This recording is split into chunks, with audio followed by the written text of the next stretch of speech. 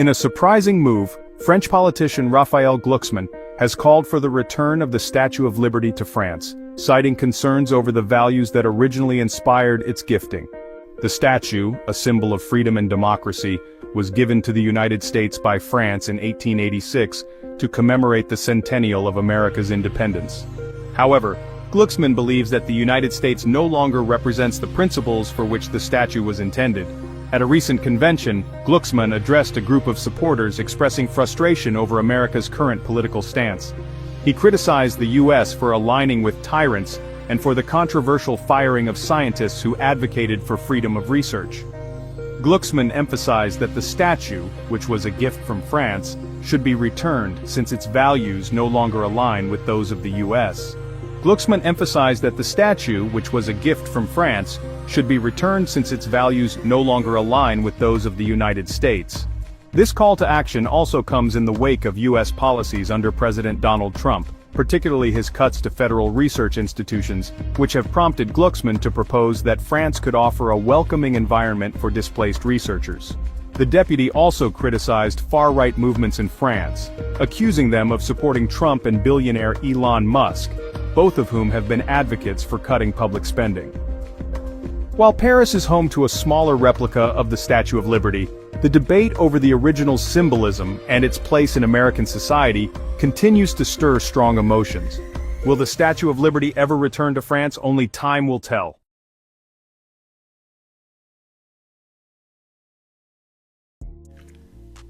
Alright, Shalom. Welcome to another video.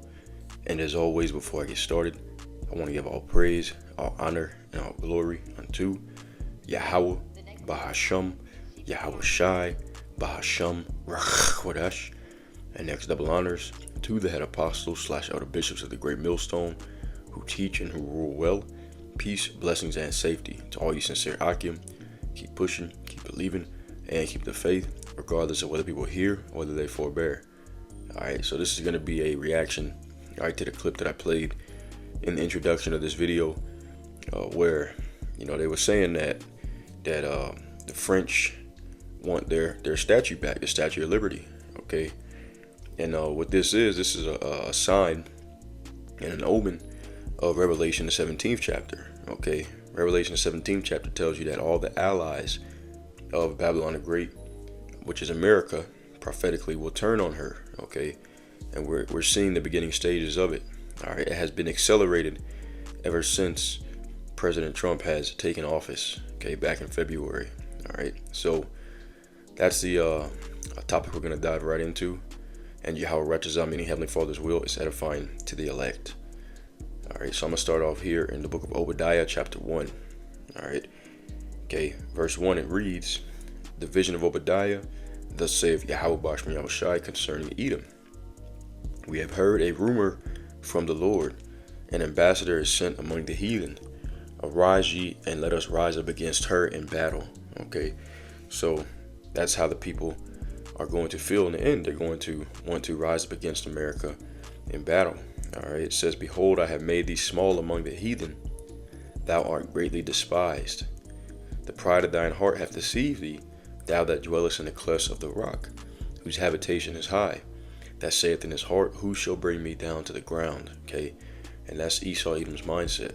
Okay, who shall bring me down to the ground? All right, and it says they dwells in the clefts of the rock because they're known of as cave people. Okay, the wild man, so to speak. All right, but continuing on, Obadiah 1 and 4 says, "Though thou exalt thyself as the eagle, and though thou set thy nest among the stars, thence will I bring thee down, saith the Lord." And that's always been their insignia. Okay, is the eagle. All right, and that's the main symbol, one of the main symbols of America, Babylon the Great. All right, continuing on, it says, "If thieves came to thee, if robbers by night, how art thou cut off? Would they not have stolen till they had enough? If the grape gatherers came to thee, would they not leave some grapes? How are the things of Esau searched out? How are his hidden things sought up?" Okay, so it's talking about his greed. All right, in verse 5 right there.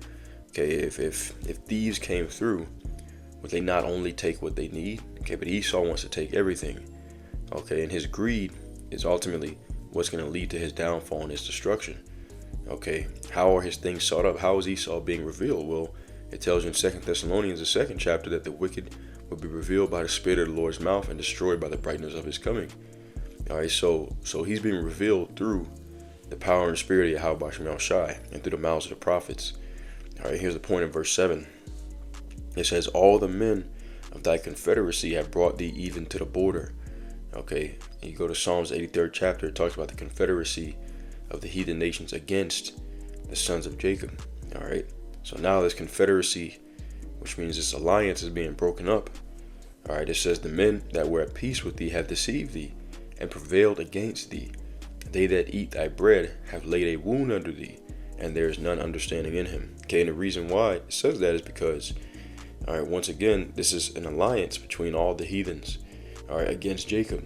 But those same heathens are now getting ready to turn on the main head of Esau, which is America Babylon the Great. Okay, let's get Isaiah 47 and verse 1. Okay, it says, come down and sit in the dust, O virgin daughter of Babylon. Sit on the ground. There is no throne, O daughter of the Chaldeans.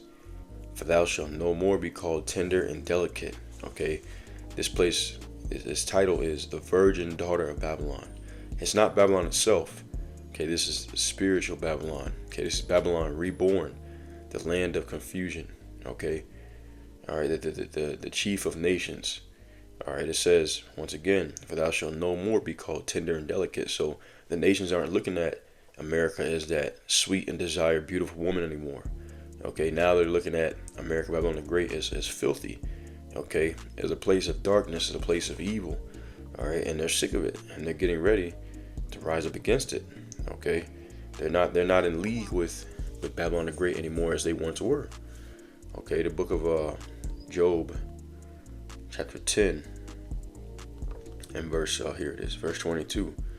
It says, a land of darkness, as darkness itself, and of the shadow of death, without any order, and where the light is as darkness. Okay, that's America. Okay, Babylon, once again, Babylon means, in the Paleo-Hebrew, the word is Babal. It's confusion. Okay, this is that land of confusion, is darkness. Okay, where light is dark and dark is light, sweet is bitter, bitter is sweet.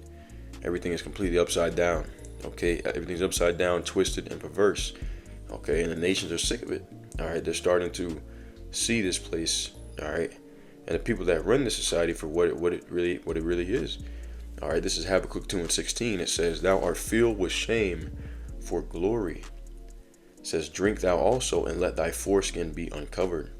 All right, foreskin represents uncleanness. The cup of the Lord's right hand shall be turned unto thee. All right, and the right hand is Yahweh Shai.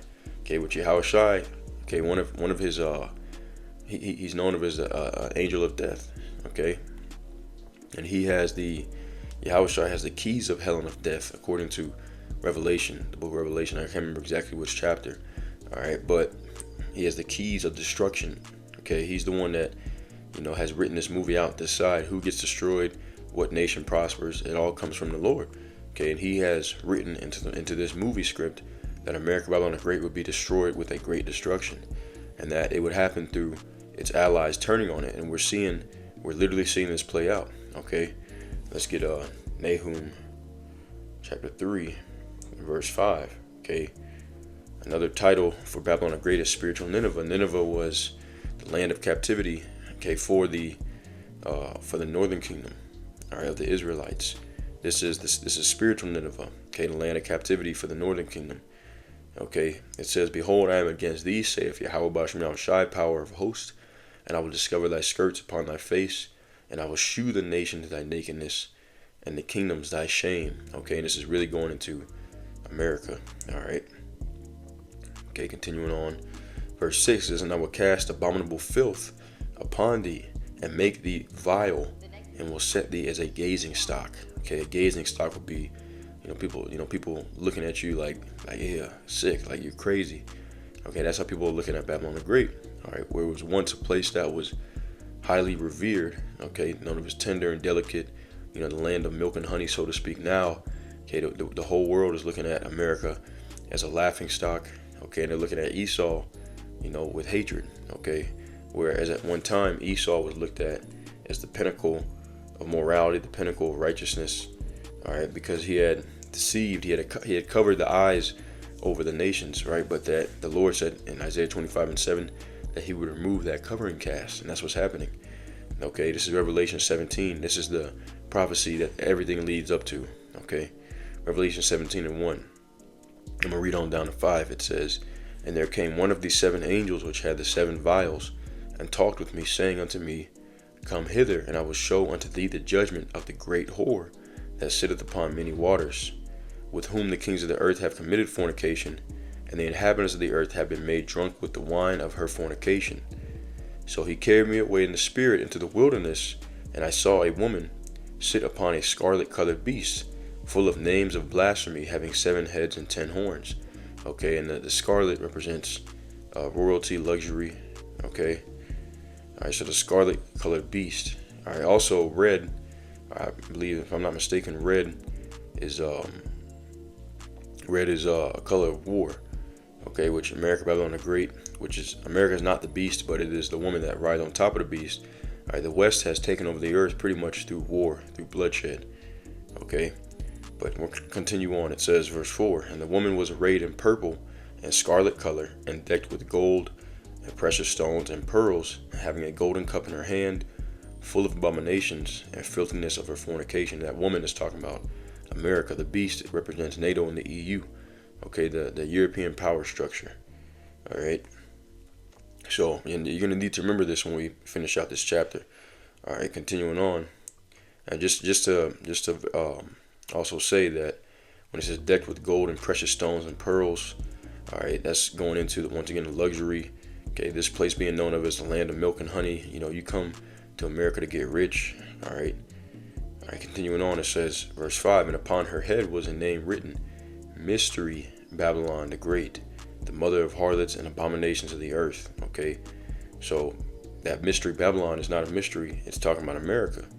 All right, and it's known as the mother of harlots and abominations because all of the wayward doctrines, all of the perverseness that's being spread all throughout the earth, all right, by way of the internet, you know, TikTok, Instagram. Okay, it comes out of America.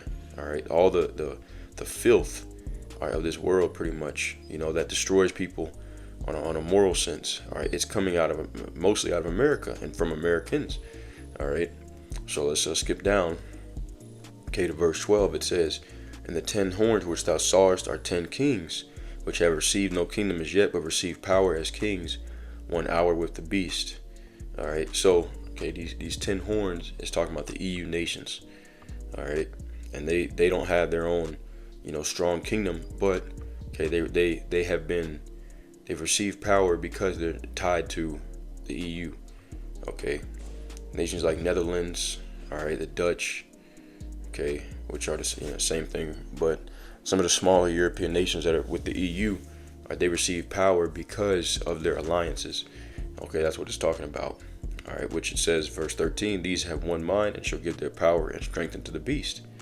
All right, and I'm gonna skip down, okay, to verse 15, and it says, "And he saith unto me, The waters which thou sawest, where the horse sitteth, are peoples and multitudes and nations and tongues." Okay, America has a military base pretty much every country, all right, around the world. Okay, they have hundreds of military bases all around the world. It says, "And the 10 horns which thou sawest upon the beast," which, remember, these are 10 kings. All right, "these shall hate the whore, and shall make her desolate and naked, and shall eat her flesh and burn her with fire." Okay, so what does that mean? That the smaller nations, okay, the EU nations, are going to turn on America, Babylon the Great, and we're seeing it. Okay, Germany, the Chancellor of Germany said that he wanted to completely separate Europe from the United States. Okay, so if they're not going to have an alliance anymore, then what's going to happen when World War III breaks out? Okay, they're going to attack. Okay, continuing on, it says, "For the Most High hath put in their hearts to fulfill his will, and to agree and give their kingdom unto the beast, until the words of the Most High shall be fulfilled." So they were in league with Babylon the Great, but now what do we see happening? We see that separation. Okay, we see that the nations are turning on America, and this is just another further omen of that. All right, that France wants the Statue of Liberty back. Okay, so this is the prophecy being fulfilled right before our eyes, and it's going to end up and the result of those once allied nations shooting missiles upon Babylon.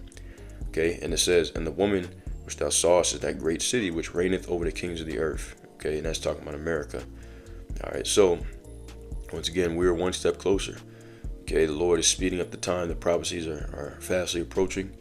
All right, and Yahweh Ratazah, okay, we be that number that gets delivered out of this place. Okay, so I want to close out with that. Yahweh Ratazah was edifying. As always, I want to give all praise, honor, and glory to Yahweh, Bahashem, Yahweh Shai, Bahashem, Rach, and until next time, Shalom, and Abide Babal.